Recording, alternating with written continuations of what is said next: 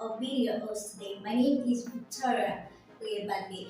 And today on the show, we'll be chatting a little bit about friendships, redefining friendship. Friendship today is something else. There's a lot of rules, there's a lot of emotions, there's a lot of things that come to play when it comes to the issue of friendship. Today, I am joined by not only our guest, but my friend. Her name is. Hey, welcome to the show. Okay, so we have been friends for quite a bit, and sometimes it feels like we are rushing it, and sometimes it feels like we are doing it because it just happens at the same time. Anyways, right before we get into the show or into deep or dive deep into the subject, what does friendship mean to you? The reason I'm asking this is because almost every subject now is relative. What this means to me might be different from what it means to you. But also, I feel like there should be a middle ground where we can say this is what this is. So, what does friendship mean? So friendship to me is commitment. Yes, it's commitment and intentionality and growth. And so when I call someone a friend, I mean we are intentionally putting ourselves on the line for each other. I mean the word friend, I say, oh, this person is my friend. It means that I'm intentionally catering to your needs in whatever way that I can and as vice versa. And I'm here to support you intentionally in whatever way that I can. Yeah. So, speaking about that, I like that you mentioned that. But let's talk about the problem. We have so many issues across, especially in that generation. Honestly, there's just so many rules and there's just so many emotions. But let's first of all debunk the part of we are friends. We say we are friends, but I am going through stuff and I feel like I don't want to be a burden or I don't want to stress you, right? So where do you put, oh, where does that communication and boundaries come to play in friendship such that you're not just being in pain in somebody's journey, but also you are committed or you are being accountable to somebody you call friend. Um, I think it works both ways. The person asking and the person receiving, because asking for help is a core part of friendship. And if me as your friend, I always have it easy to come through for you, then I don't think our friendship is really being tested. I think friendship is tested at the hard times, when you need somebody the most. And I don't understand the whole adult thing where like nobody wants to be a liability to anybody. When I say you're my friend, I'm saying you're my sister, you're my friend, I'm here for you. Test it. To be honest, test it. So give me the privilege of saying, oh, I can come through for you in this way. And on the other person's part also, sometimes it comes from a place of when constantly people have told you how much of a burden you are, or how much of a problem you are to even express like the simplest of feeling. At least for me, that's what it is. But also like friendship should cater to healing in that sense. Yeah, yeah. You mentioned something when you were speaking out, and you said friendship is tested very hard. And I remember there was a friend of mine that used to say, friends are made before they are needed. But I would rather say, even though friends are made before they are needed, the essence that friendship is known when during that time of the game. You understand what I'm saying? And speaking of that, let's move on very quickly to low maintenance friendships. Like I said, there's so many issues going on in this generation.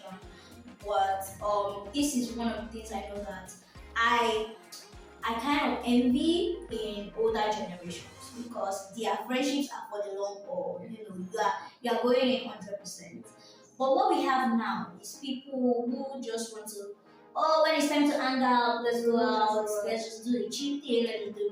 But when a friend is sick or when a friend is going through a divorce, that kind of stuff, you are not there. Yeah. So there's that low maintenance friendship. There's minimal effort, but you want to get the best out of it. I want to know your thoughts on that. Um, that's okay. If you want to be a low maintenance friend, that's fine. But we should know that this is what we're doing. You know what I mean? And so when I am not putting 100% of energy into a relationship, we both know that that's like the frequency we're both on. And so that thing of definition is, for me, is very important. And definition sometimes is not always conversational. Sometimes you just get it, like the way they treat you, the way they are, it's like Yeah. this person is not really Yeah. committed. So I'm not against low maintenance relationship, but I'm just against it posing to be something that is not, because then it creates like expectations and all of that that are not Yeah. There are certain things that we term as private and personal, and even though we say we are friends, there even though we talk about, or we've already said, if I'm your friend, I should know some things, right? But there are also some things that, do you find like boundaries should be like really core when it comes to friendship? Like, to what extent can we say we can? Okay, what are the things that are too much for friendship? What are the things that boundaries should be made? When I think of boundaries, I think of two things. I think of number one, protection, safety, and number two, trust. So I can only let you in as much as I trusted you. And I think when you said oh, sometimes when you're in a rush, sometimes there's also another kind of friendship. Like there's this initial excitement in the beginning of a friendship where like you want to just know this person, everything, which is beautiful. It's like the childlike part of it all. But then there are certain things that you just need to give time to. The more comfortable you feel around this person, the more vulnerable you are, the more transparent you are. And then for other kinds of boundaries, um, I think they are necessary, and you need to know those things for yourself so that you're not overdoing. Yeah. Because there's that part too, like over, Yeah. what I mean. Yeah. Yeah, so make sure that what you're doing is really to protect yourself. And the thing about boundary also is that people think oh boundary like puts a hedge around a relationship, but really what it is it's protecting a relationship. If I say oh don't speak to me that way, I don't like it, it's because I do not want us to have issues. I'm trying to protect what we have, and so I have to communicate that oh this doesn't make me feel good. So yeah. Okay, so there are like in this few minutes that we've been talking, I have mentioned that our emotions come to play. And I find that sometimes, is it with female friendships or with male friendships? Because I know sometimes with guys, they can have their ego come to play. But guys and guys, they just always end up solving the issue. But with ladies, I don't know why it takes us, it's always, a different. Do you think female friendships are harder? Like, concerning, like, even with what we have discussed so far, it's always like, it's females mostly. So do you think is female friendships are harder or I would not say that female friendships are harder. I would just say that they are more complex. So the dynamic for a male and female friendship can be very different. Men are very simple, to be honest, and they don't like trouble. They're very simple. Yeah. But we women were just so complex and beautiful. And so understanding the complexities and knowing how to act on them, how to respond to them is key, and it takes two mature people, because I've seen mature friendships that are doing well, that they communicate, they're doing good. So I think it's just understanding, like really committing to understanding the other person and communicating it. So I wouldn't say it's hard, I would say it's yes? Do you think it's easier for a female to have a male friend or yeah, because I find that women have so much drama. yeah. That's what you hear a lot. Women have so much drama. We guys, it's just cool, it's just chill. All my life, anyways, I've always desired female friendships, and my male friendships is either like I don't like you at all, or I like you too much. You know what I mean? So I've not really tested a male friendship where like we've been consistently talking, we've been in each other's life. That feelings does not really. Yeah. So for me, I cannot say. For me, I think to maintain platonic relationships, I prefer female best friend. And then if you're a male and you're my friend, it has to be like an acquaintance or like far away. Right. Yeah. Okay, so right before we wrap the show, we are coming to an end now. And I was just going to talk about friendship and networking. It's a huge deal now because if we are friends, how can we help each other like professionally, mostly professionally and career. How can you help me blow? In other words, how can I? Honestly, it's always like, how can you help my life, right? So, what I want to know your thoughts when it comes to friendship and networking. It's mostly as if in our generation we have people going or becoming friends, terming their relationship as friendship when it is beneficial. Yeah. Um, First of all, when choosing a friend, I think that you should choose your friends, you know. So when choosing a friend, you should definitely choose someone who is in alignment with you. Not that oh, you're choosing them to get something out of them, but by definition, friendship is give and take already. So that's already like a given. So the other aspect of intentionality when choosing a friend, I think is very, very good. And then for networking, you're going into it with this is like a contract. Yeah. You know, see how you can fit into my business. Let's see how it works. Or it's more professional, and you can put a line on it. I think there's a clear line in there. We're just getting it mixed up because people just want to get what they want. But it's okay to go out to network, and then if it blossoms into like a good friendship, that's fine. Okay. So I know that with every kind of relationship, whether it's romantic, whether it's platonic, there is always communication. And like people that have lasted several, the thick and thin of every relationship, they always tell you communication is key. I want to know what you think about communication in friendship.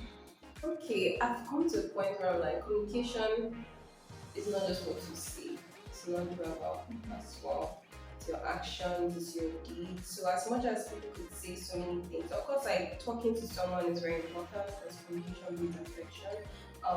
But then also there's people who could say so many things, but their actions are not really like telling it, and that is where you really get the heart of what it is. So yeah, as anything, communicating is very very important when your boundaries has been breached, or when something isn't right, or when you need to get something across.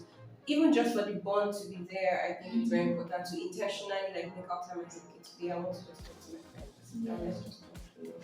So yeah, it's very important. That's a lot. That's a lot. Friendship is fun. It's hard work.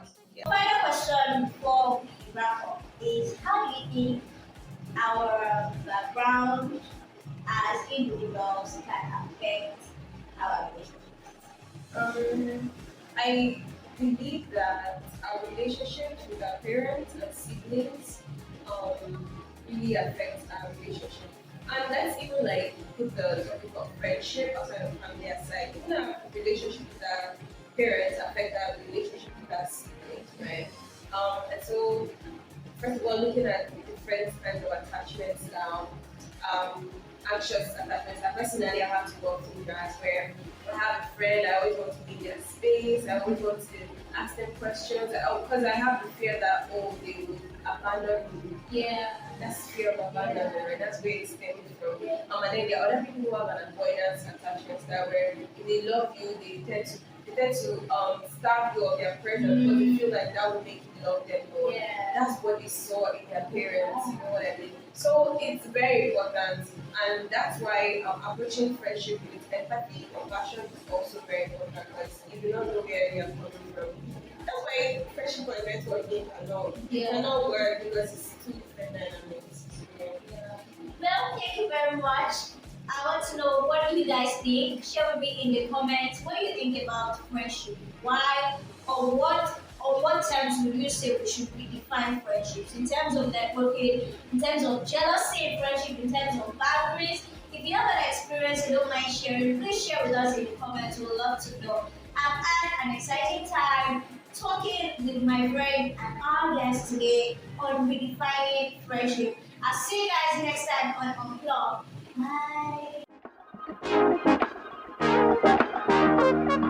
Bye.